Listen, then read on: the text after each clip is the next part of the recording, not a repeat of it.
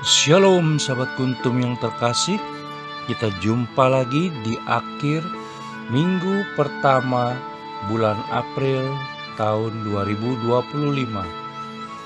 Hari ini adalah hari Sabtu tanggal 5 April tahun 2025, di mana pada hari ini kita merayakan hari biasa dalam pekan Prapaskah yang keempat dengan warna liturgi adalah ungu. Kuntum pada pagi hari ini mengambil tema Yesus Kristus dibela oleh Nikodemus.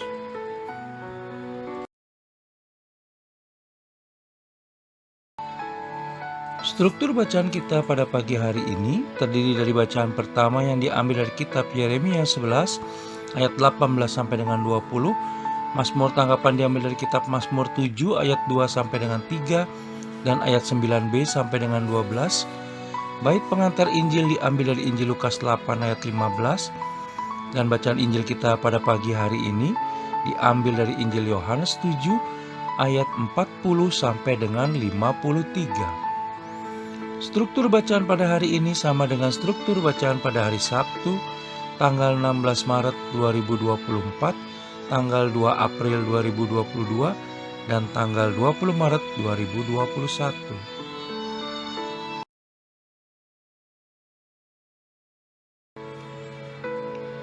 Baik sahabat kuntum yang terkasih, saya akan bacakan bacaan Injil kita pada pagi hari ini yang diambil dari Injil Yohanes 7 ayat 40 sampai dengan 53. Beberapa orang di antara orang banyak yang mendengarkan perkataan-perkataan itu berkata, "Dia ini benar-benar nabi yang akan datang." Yang lain berkata, "Ia ini Mesias." Tetapi yang lain lagi berkata, "Bukan, Mesias tidak datang dari Galilea." Karena kitab suci mengatakan bahwa Mesias berasal dari keturunan Daud dan dari kampung Betlehem, tempat Daud dahulu tinggal. Maka timbullah pertentangan di antara orang banyak karena dia. Beberapa orang di antara mereka mau menangkap dia, tetapi tidak ada seorang pun yang berani menyentuhnya. Maka penjaga-penjaga itu pergi kepada imam-imam kepala dan orang-orang Farisi yang berkata kepada mereka, "Mengapa kamu tidak membawanya?" Jawab penjaga-penjaga itu, "Belum pernah seorang manusia berkata seperti orang itu." Jawab orang-orang Farisi itu kepada mereka, "Adakah kamu juga disesatkan? Adakah seorang di antara pemimpin-pemimpin yang percaya kepadanya, atau seorang di antara orang-orang Farisi?" Tetapi orang banyak ini yang tidak mengenal hukum Taurat, terkutuklah mereka. Nikodemus, seorang dari mereka yang dahulu telah datang kepadanya, berkata kepada mereka, "Apakah hukum Taurat kita menghukum seseorang sebelum ia didengar dan sebelum orang mengetahui apa yang telah dibuatnya?" Jawab mereka, "Apakah engkau juga orang Galilea? Selidikilah kitab suci, dan engkau akan tahu bahwa tidak ada nabi yang datang dari Galilea." Lalu mereka pulang masing-masing ke rumahnya. Demikianlah sabda Tuhan, terpujilah Kristus.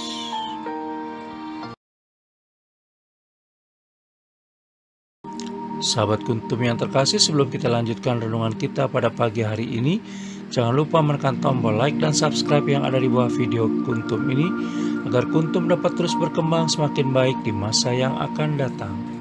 Sebelumnya saya sampaikan terima kasih, dan mari kita lanjutkan renungan kita pada pagi hari ini.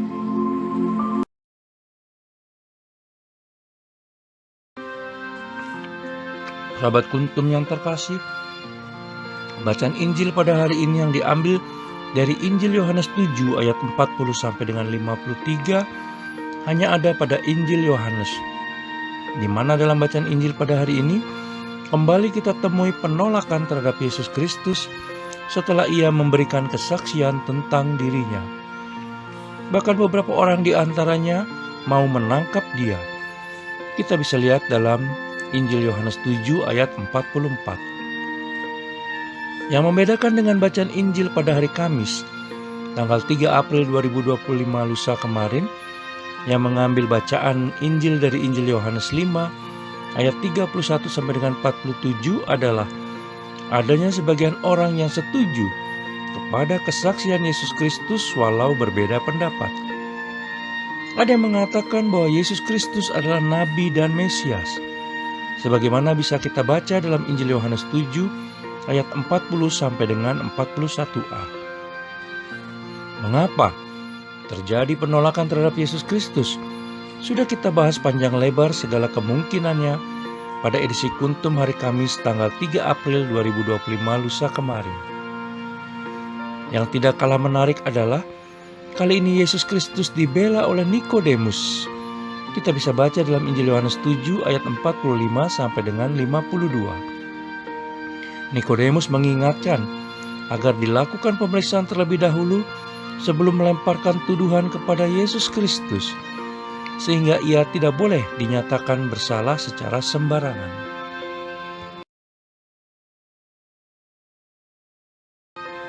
Sahabat Kuntum yang terkasih, kita bisa belajar dari kisah tersebut bahwa kitab suci mengandung teks dan ayat-ayat yang bisa bermakna ganda dalam penerapannya. Ada yang memang mendatangkan manfaat bagi kehidupan kita sejatinya, tetapi bisa pula dijadikan alat untuk mencelakakan orang lain oleh orang-orang yang punya kepentingan pribadi tertentu secara negatif. Dampak negatif tersebut bukan omong kosong dan masih terjadi dari masa ke masa.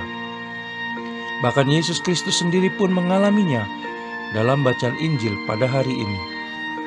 Oleh karena itu, firman Allah Tritunggal Maha Kudus hendaknya digali maknanya secara sungguh-sungguh.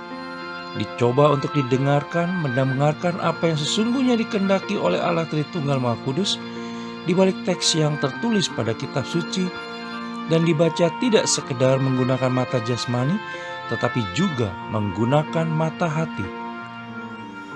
Apapun reaksi orang pada saat itu, Yesus Kristus tidak gentar dan terus memberitakan warta keselamatan kepada mereka. Begitu juga dengan karya pewartaan dan pelayanan kita selama ini. Ketika Allah Tritunggal Maha Kudus mengaruniakan pengetahuan dan kebijaksanaan kepada kita, sesungguhnya kita bisa mengalami perasaan senang sekaligus takut. Bahagia tentu saja, karena Allah Tritunggal Maha Kudus menunjukkan sebuah kebenaran kepada kita. Tetapi bersama dengan itu, Dia juga sedang memberikan sebuah tanggung jawab besar untuk kita.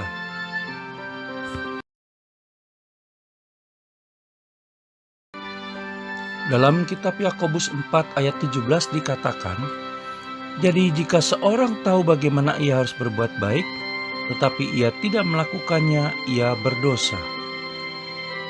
Sehingga terlepas dari apa kata orang dan ada yang mendukung atau tidak kepada kita, maka pertanyaan selanjutnya adalah apakah yang kita lakukan selama ini menjadi berkat bagi orang lain.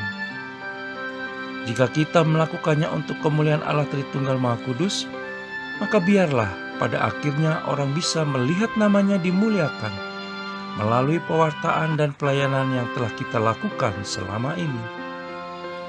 Hasil tidak akan menipu. Sekalipun banyak rintangan yang menghalangi, tugas kita adalah tetap setia dan taat dalam melakukannya. Biarlah nama Allah Tritunggal Maha Kudus semakin besar dan aku semakin kecil. He must increase, I must decrease. Sebagaimana kita bisa baca dalam Injil Yohanes 3 ayat 30. Karena semakin kecil diriku, semakin besar kuasa Allah nyata dalam hidupku.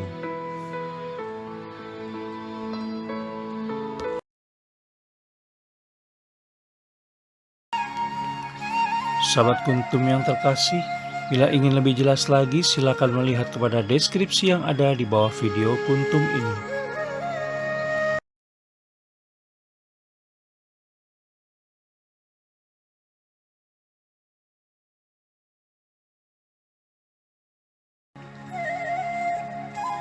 Terima kasih, selamat pagi, dan shalom.